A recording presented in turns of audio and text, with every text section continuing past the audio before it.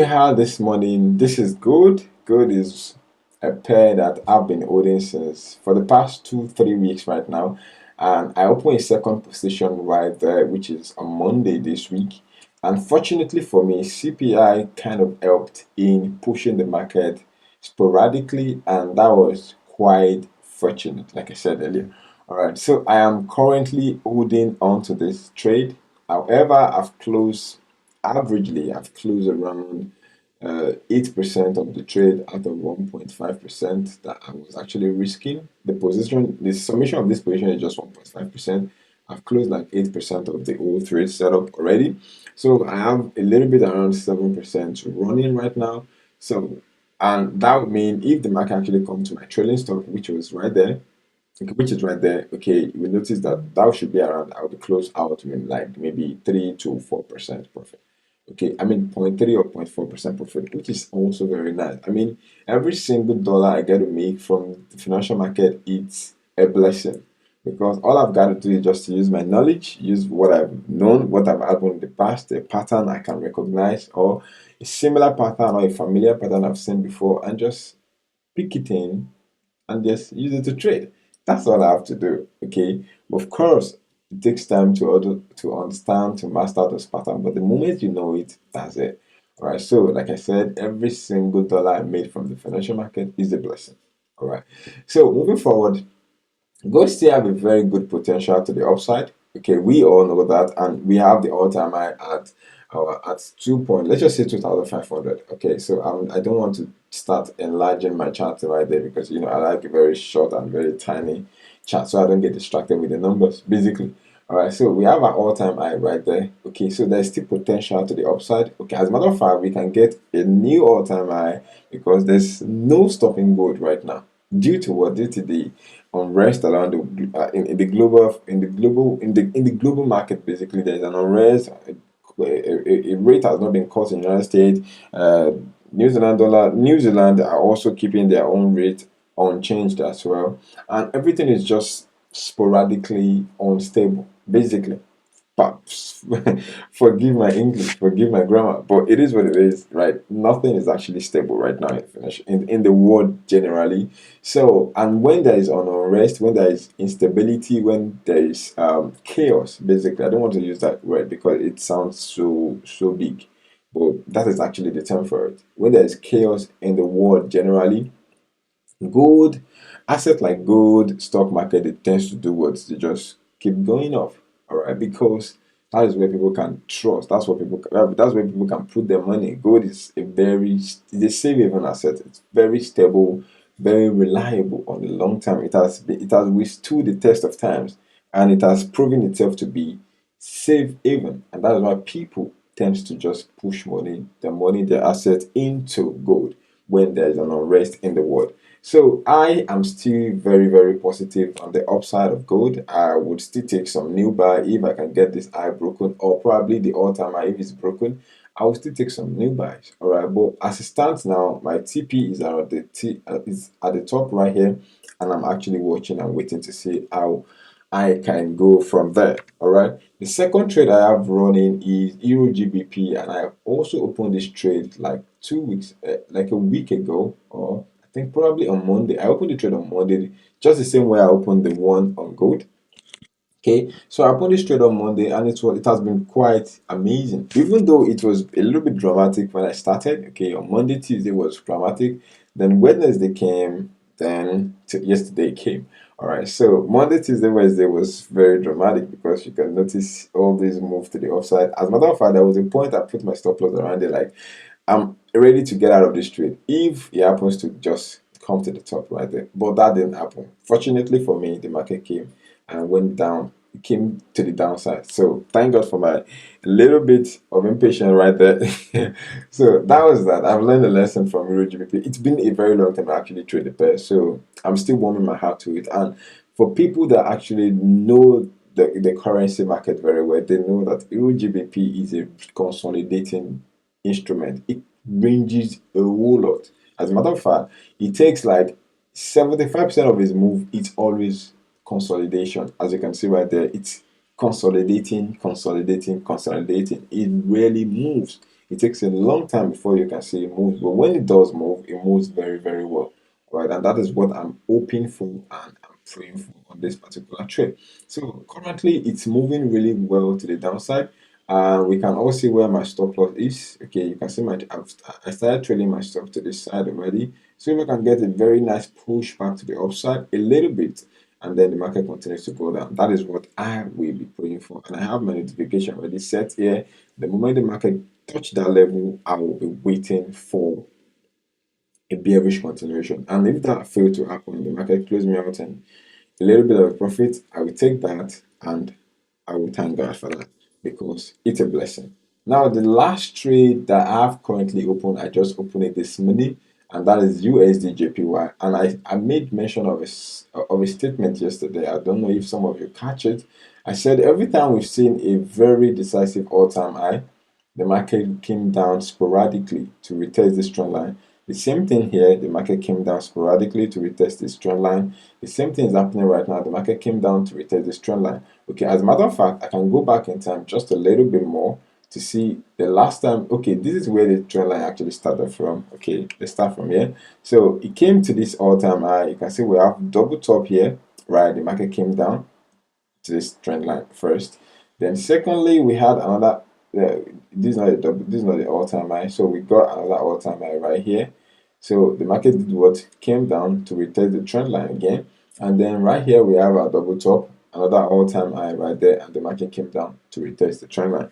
I'm not saying this is now the goal or this is the only thing that happens as far as where the JPY is concerned. No, of course not. But it's a pattern that is actually similar in nature, and that is what technical analysis is all about.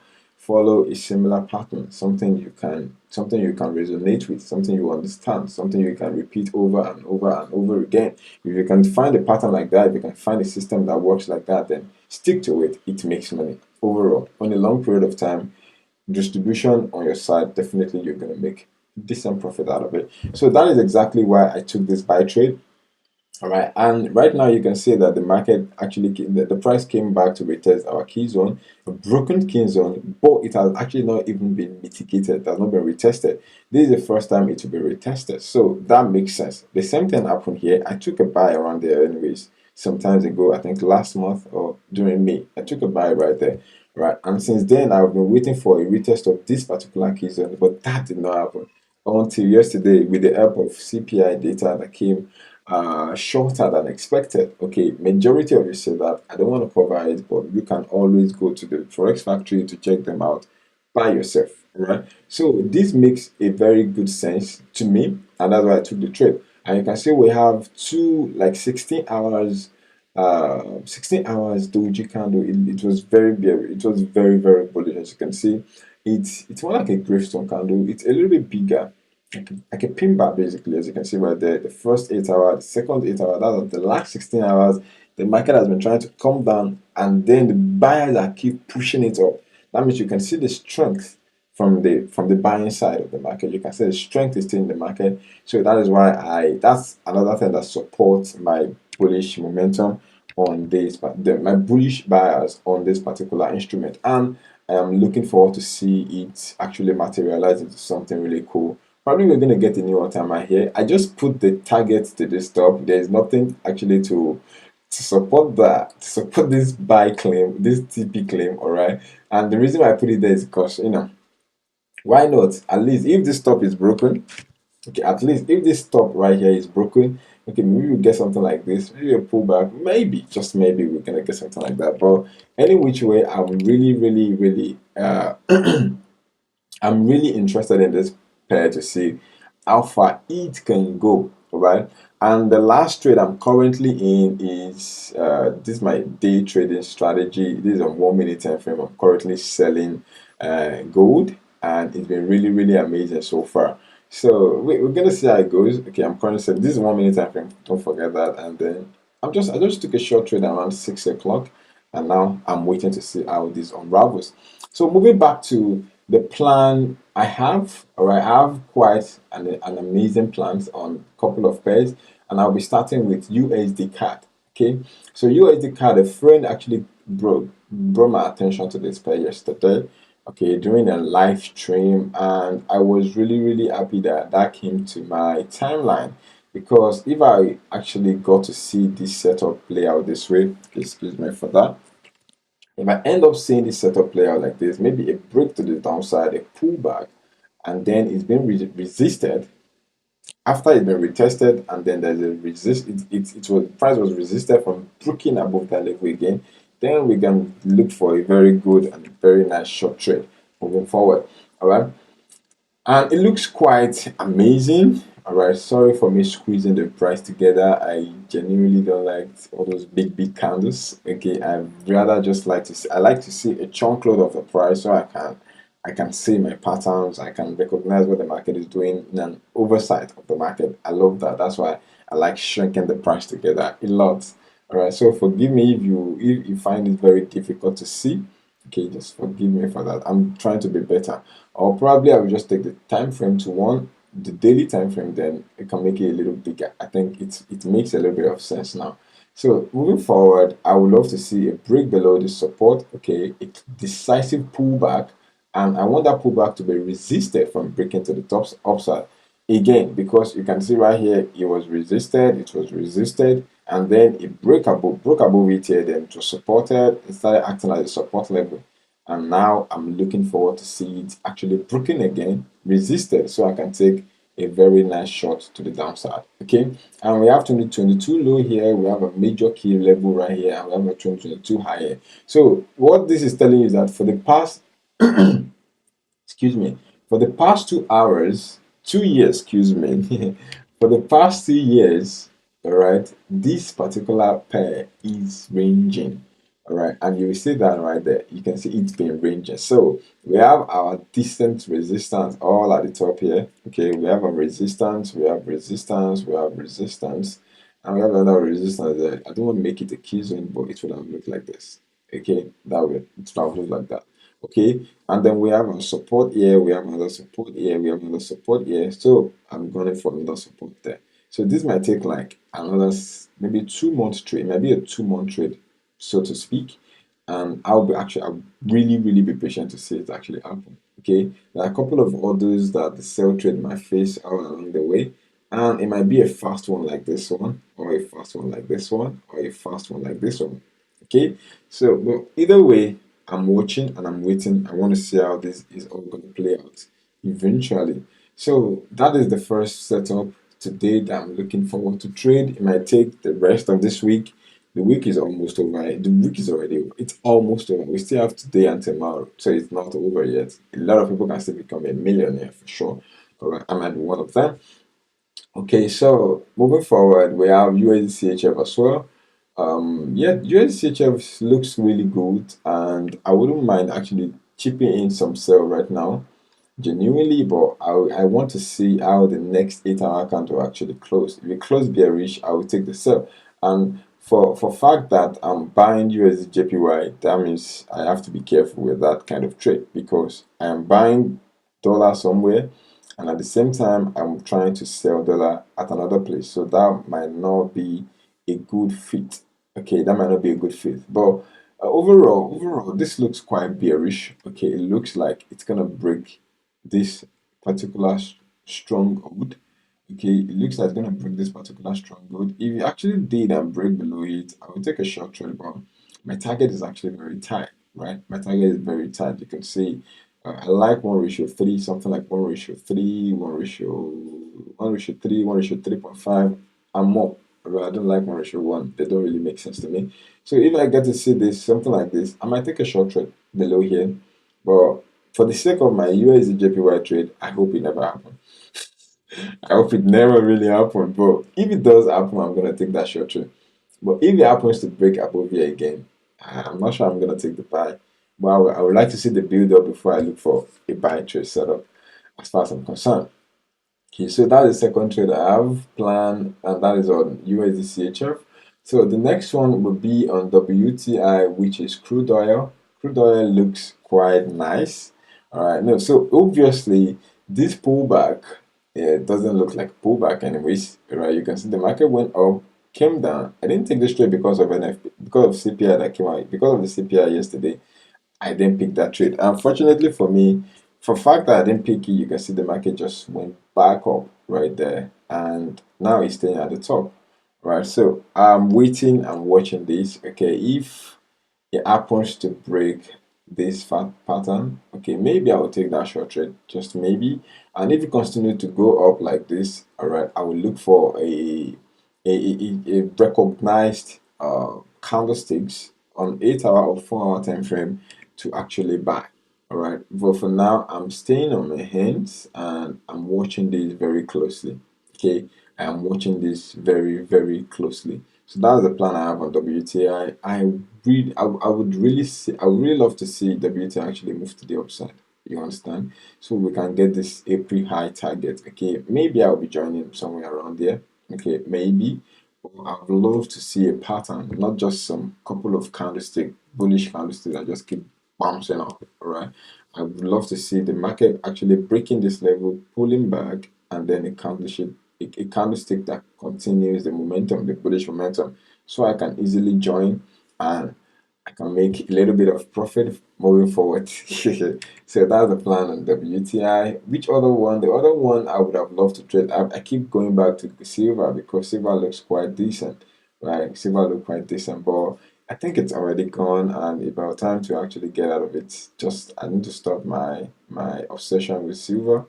Okay, maybe I should, maybe I shouldn't. Right, I don't know yet, but I think it's about time to probably make some readjustment on silver to see if I can take a new buy on silver. I already have my trade on gold protected, so why not just take a little bit of just a little position on silver to see how it's gonna play out. I mean, what's gonna happen? The worst case scenario is already happened, so I mean, there can only be the market just closing me out in a very small profit. I mean, it's small losses anyway, so there's no point. So I'm gonna drag my notification to that level right now. Okay, I'm gonna drag it to this place. If I can get a full retest of this level, all right, then I will look for a buy to all time right there. Okay, so I will look for a buy right there, and it's gonna look like this. It's going to look like this. My stop loss is gonna be below here, this previous low, and then I'm gonna target this all time. That's one ratio 4.5. That is brilliant.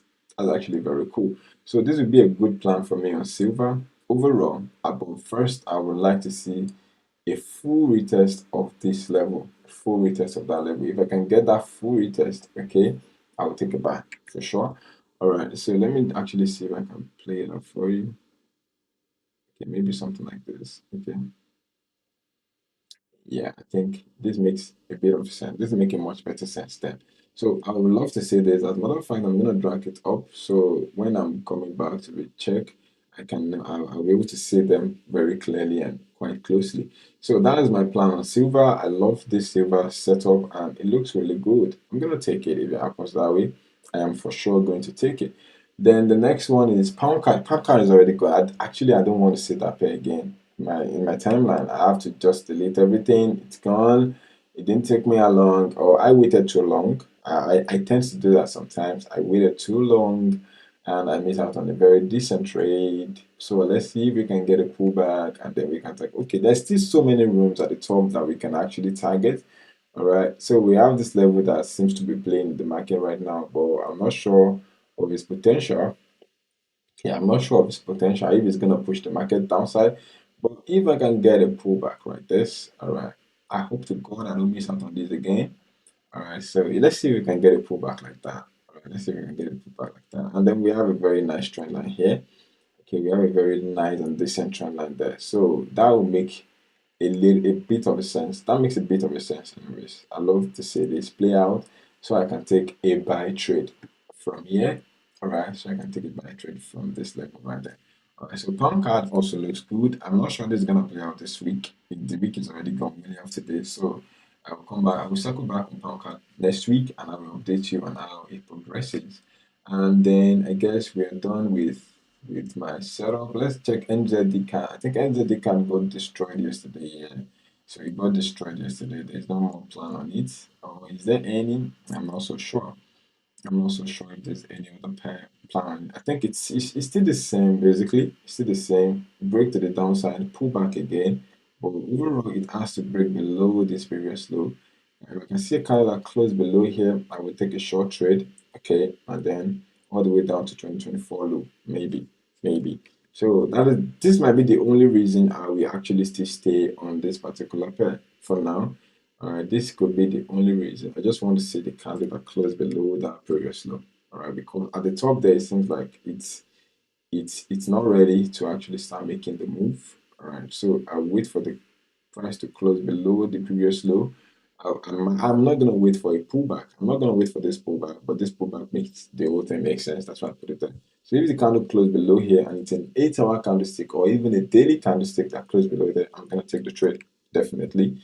Okay, I'm gonna take the trade and I'm targeting right here. All this level have nothing to do with me. I'm gonna target this level. But the moment the market break below here, of course, I'll start trading for sure.